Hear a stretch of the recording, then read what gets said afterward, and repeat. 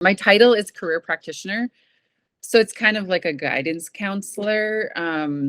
I have been working with Edmonton Public School Board for 10 years in March, working with older high school students.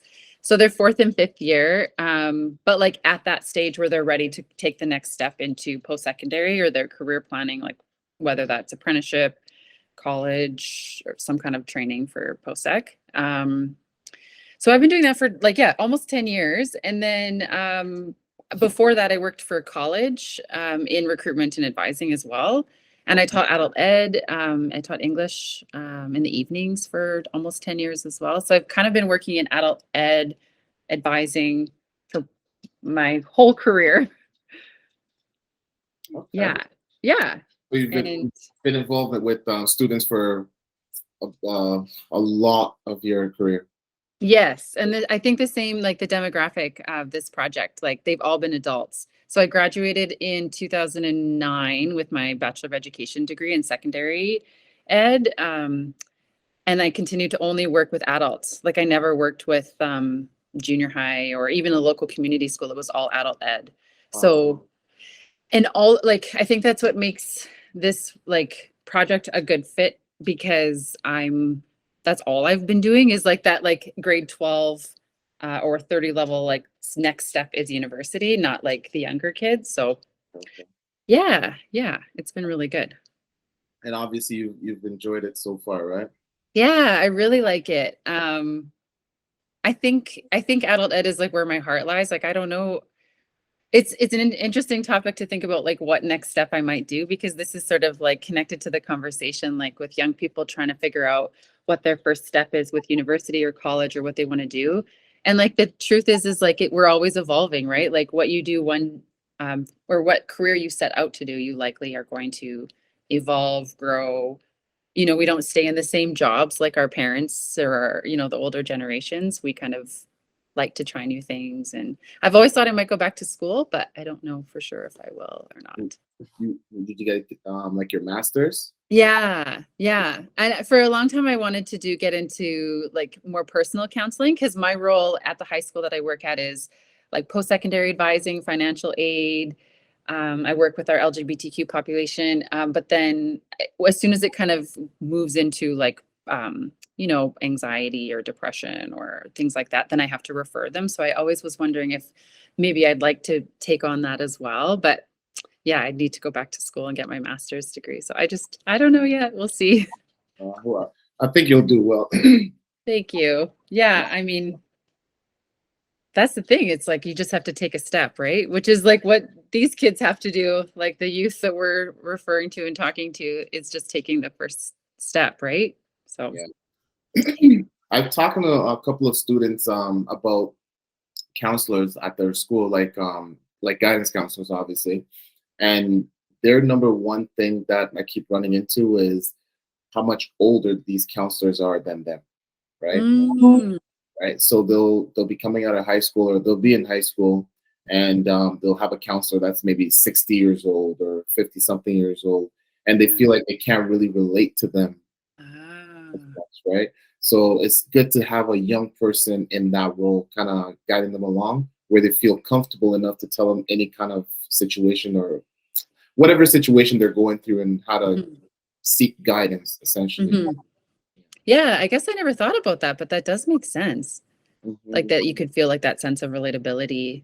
And even with me kind of being in the same shoes in a sense, like considering going back to school and trying to compare different programs or the cost, figuring out how I would pay for it, what type of like, career options would come out of a graduate degree, I guess is like kind of similar to what students are trying to figure out in high school, right? Absolutely.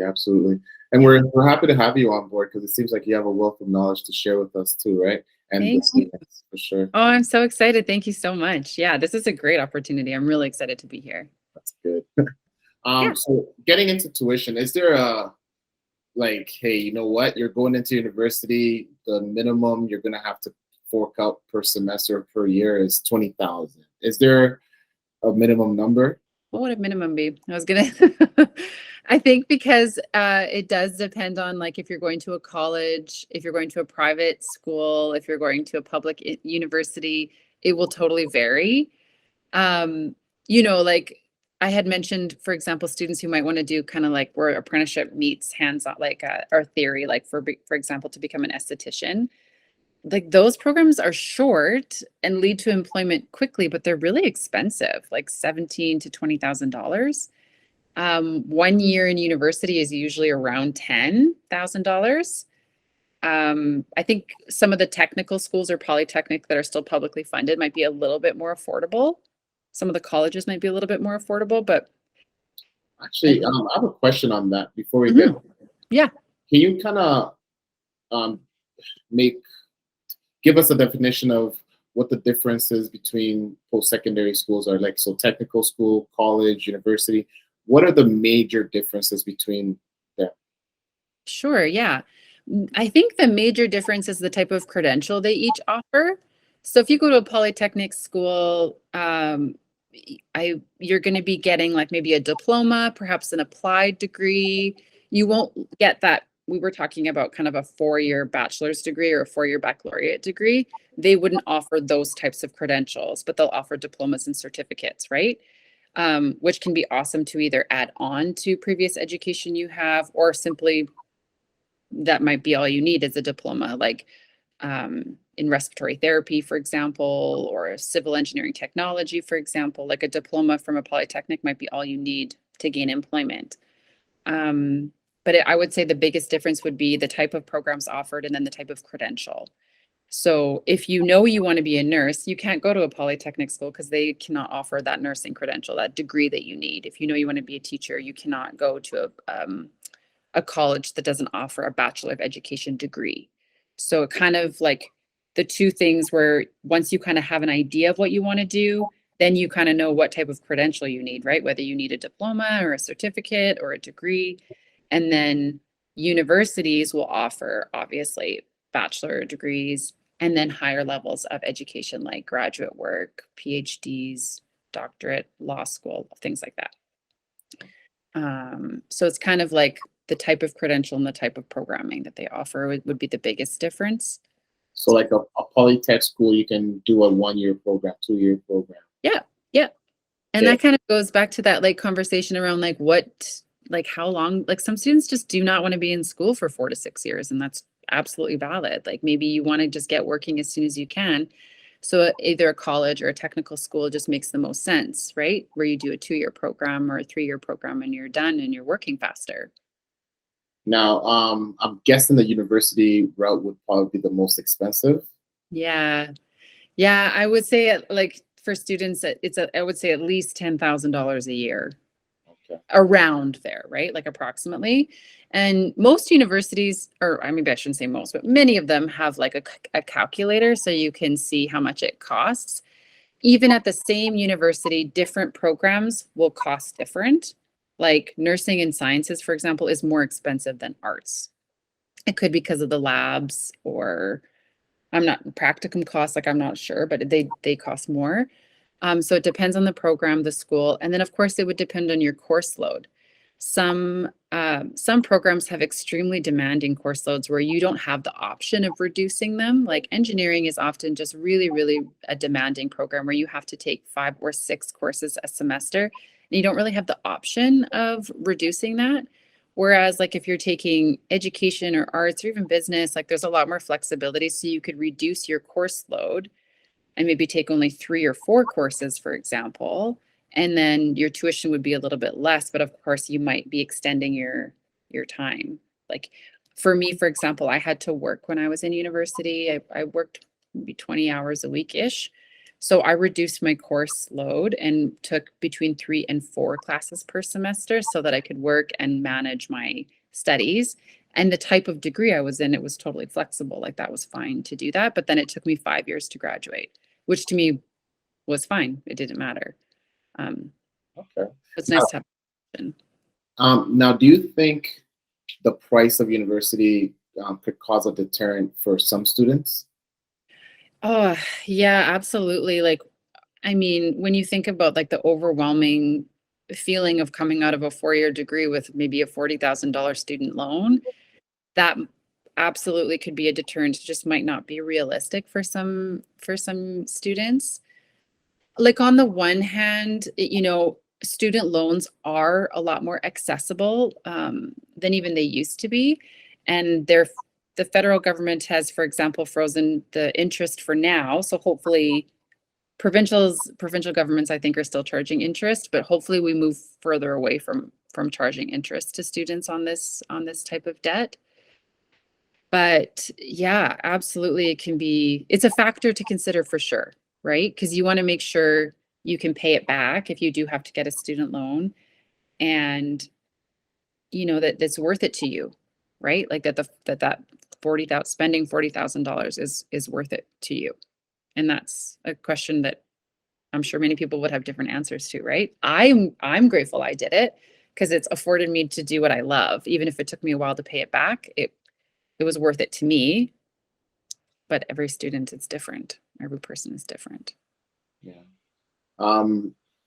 Now, obviously, university has gone up since I've gone in school. Yeah.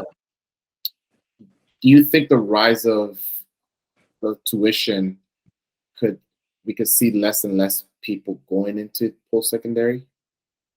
I think it's totally, like, especially if you live in a province where there's opportunities, like with more hands-on education, like I mentioned, my brothers and my family like doing more apprenticeship work, where you really can earn a living without going to university. I do think, yeah, I think that makes sense. But I don't know if it is actually true based on how competitive everything continues to get. Like it's more competitive and more expensive than when I even went to university, and that wasn't even like that long ago.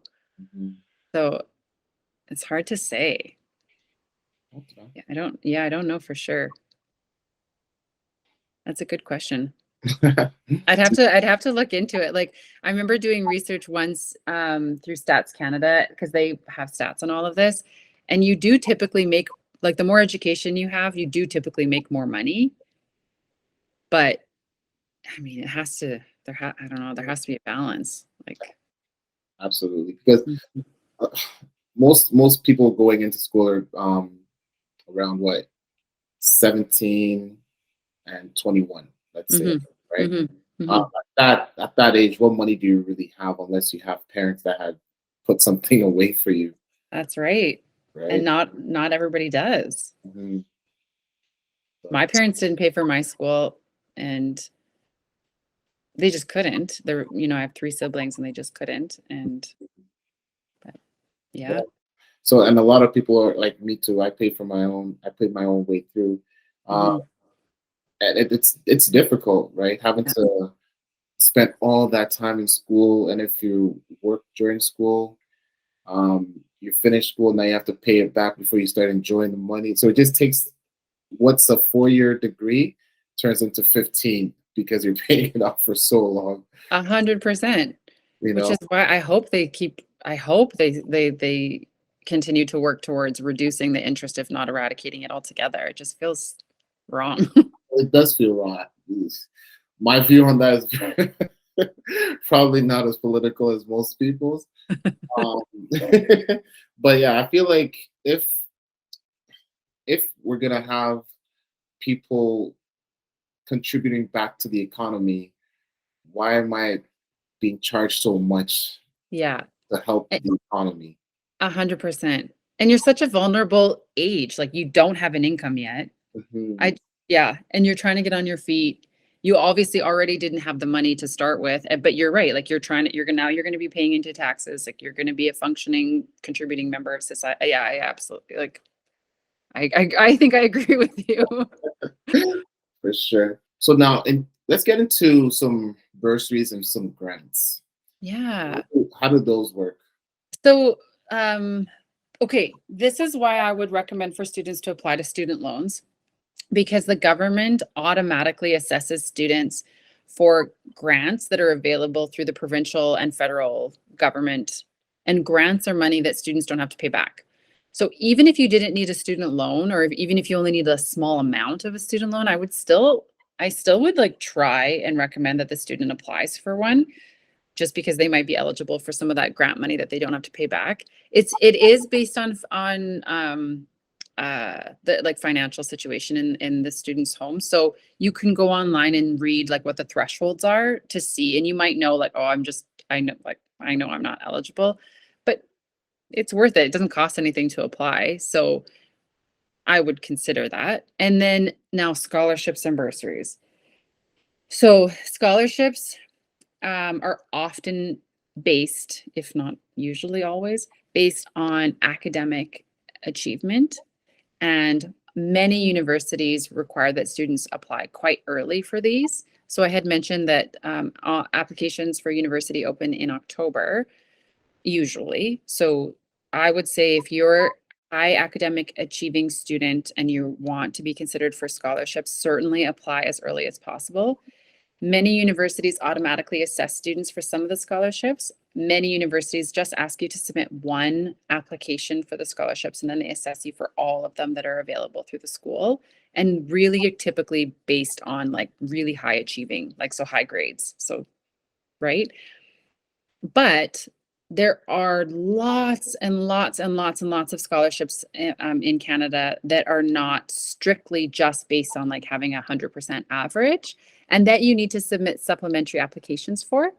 So this is one example of a website I send students to, because it's kind of just an easy one. So you can create an account on scholarshipscanada.com. And then it's almost like it's like a dating site for scholarships. So they then send you scholarships that you might be eligible for. And it's kind of like a part-time job.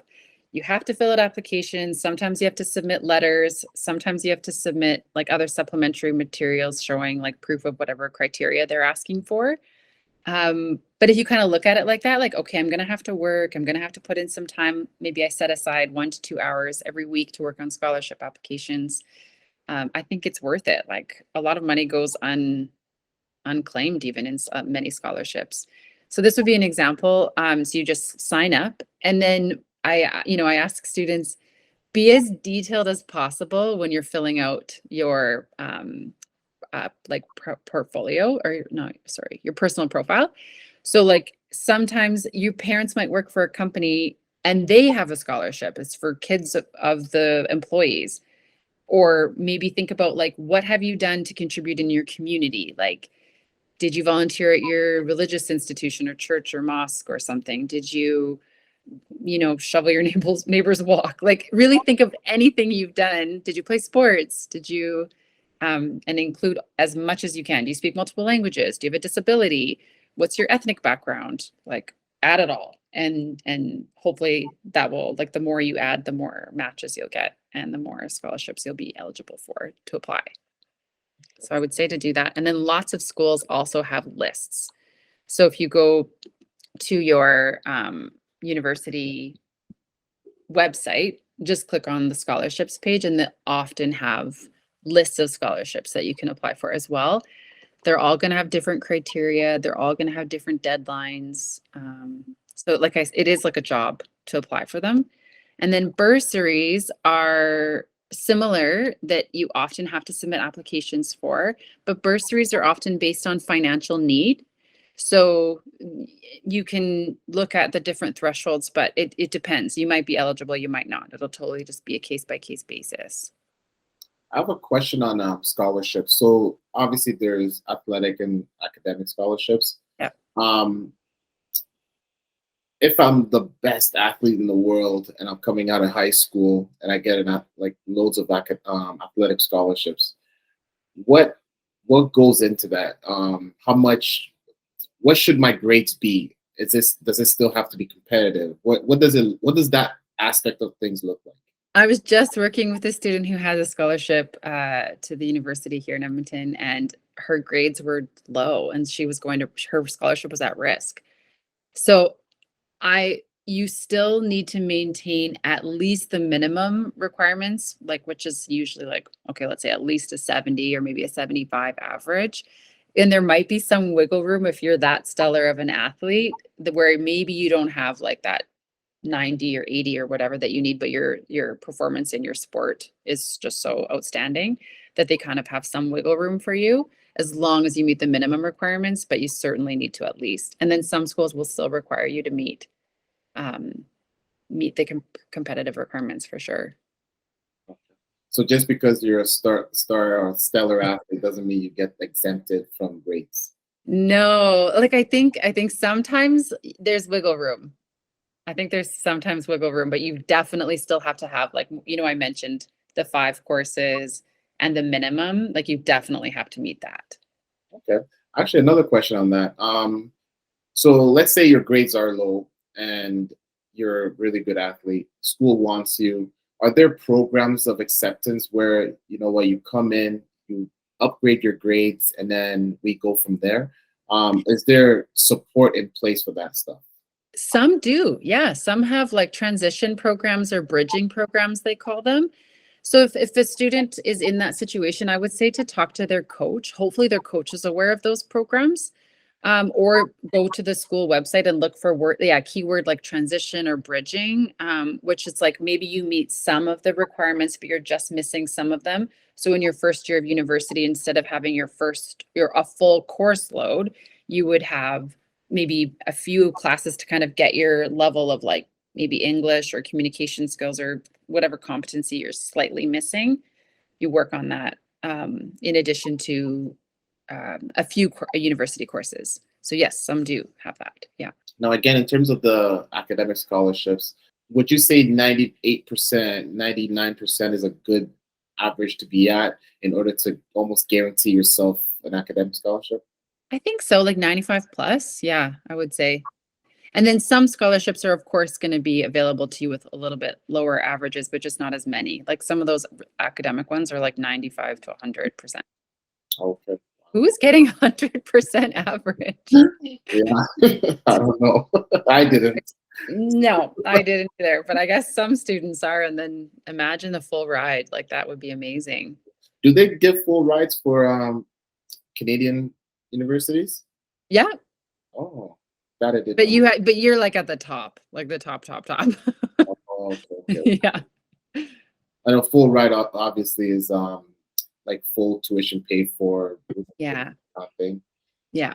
There is one application that students have to fill out for loans, even though you're applying for provincial and federal loan. It's just one application that automatically is going to assess you for both kind of pots of money. Like, so let's say your province has a pot of money and the Canadian government has a pot of money. You still just do one application. It's online and it's through your province, the province that you live in. So even if you're moving provinces for university, you still apply through your province of residence for that application. And then this kind of is through one of those, like, remember that online account I was showing students, like where you have to have your ID verified. Yeah. So this is BC's, for example. So we did look at Alberta's, but Student Aid BC, you have to create this online account as well and verify your identification. So if you Google Student Aid BC, Student Aid Saskatchewan, Student Aid, your province, it will come up. Okay. Now, how do those work in terms of credit check, credit fitness? How does that work? They don't do a credit score, but they take your SIN number and they take if you have filed, like if students have filed taxes, they take any income that the student has made the last year. And if a student lives with a parent or parents, they take the parent income into consideration as well. So they have your kind of whole, like Canada Revenue Agency, like blueprint, but it's not so much a credit score. It's more based on financial need, I would say, for the most part. If a student is declined, you can appeal. It's a bit of a process, but you can submit a letter and additional information to kind of justify why you should be considered for a higher loan amount. And often they'll I know a situation actually of that. Let's say maybe you know more than I do, obviously. Let's say the parents or the family has high income, but they're not able to assist the student for whatever reason. They'll get denied, and then the you can appeal it based on my parents are not able to help me. Is that correct? Yes, you can, for sure, you can, yeah. And it used to be that both the province and the federal government really like took into account the parent income. Now, as far as I understand, it's a little bit more flexible where the province doesn't look at the parent income as much, but the federal government still does. So you just might not get as much of that federal money, but it's absolutely worth appealing if your case is, if you're saying to them, you know, look, my parents are just not paying for my education. The government expects students to contribute to their own education, and they do expect parents to contribute to their education, but you can absolutely write a letter to justify that it is only so much and that you need more aid. For sure, it's absolutely worth trying, and I have seen students like get higher eligibility based on an appeal. The good thing about loans is that you don't pay interest while you're in school, and then they give you about a 6-month grace period when you're done, and then they tend to be flexible-ish with the payment plan. So you can, let's say you don't get the dream job you're hoping right out of university. It can take a little bit of time as you're kind of trying to get on your feet career-wise. So they usually can be a little bit flexible with your payment plan and spread it out a little bit over a longer period than a shorter period, like even over 10 years, I think, so that the payments are manageable. Yeah, so the grace period is something to consider for sure. And then it's just one payment. Like you don't have to worry about like which one's my provincial one, which one's my federal one. It's just one payment.